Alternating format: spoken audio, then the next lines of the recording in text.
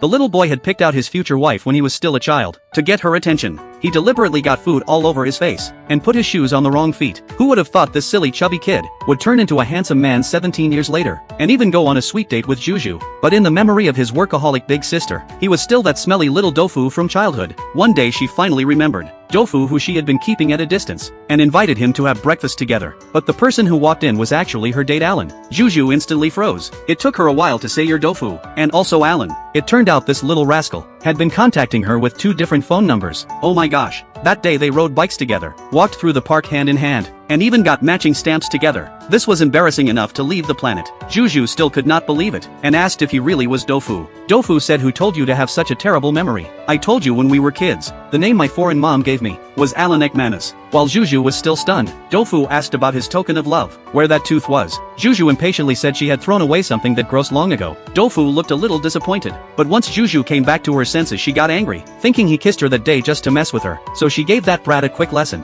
Dofu said he was not joking, he truly liked her. Juju did not believe him at all. She could not even finish breakfast, and just wanted to go straight to work, but when she opened the door, Dofu's troublemaking luxury car was parked right outside. Why did even this car look so annoying? Dofu said, "Today is my birthday, so think of it as a gift, and let me drive you to work." Juju checked the time and had no choice but to agree. After they got in, Dofu thoughtfully helped her fasten her seatbelt. Then he could not help teasing her and said, "Falling for me again." Juju gave him a huge eye roll. Along the way Juju pretended to sleep and ignored him. When they reached the company and she was still pretending, Dofu said, "If you don't wake up I'm going to kiss you." Juju quickly got out of the car, silently cursing her bad luck. After returning home, Dofu started missing Juju again. He remembered Juju asking when he first started liking her. He thought maybe it was that day.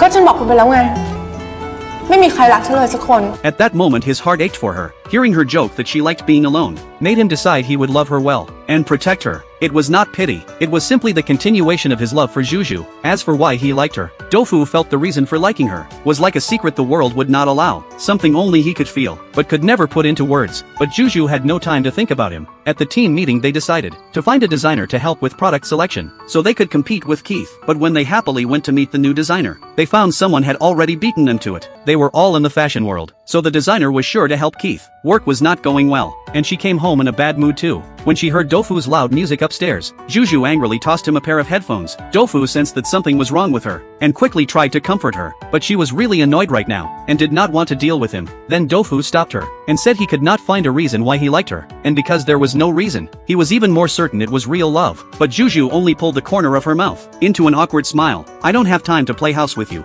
Not long after Dofu finished cooking and came to call her, he found Juju replying to his mother's email. When he got closer, Juju told him to stay away. Seeing her angry, Dofu asked in confusion why she was emailing his mother.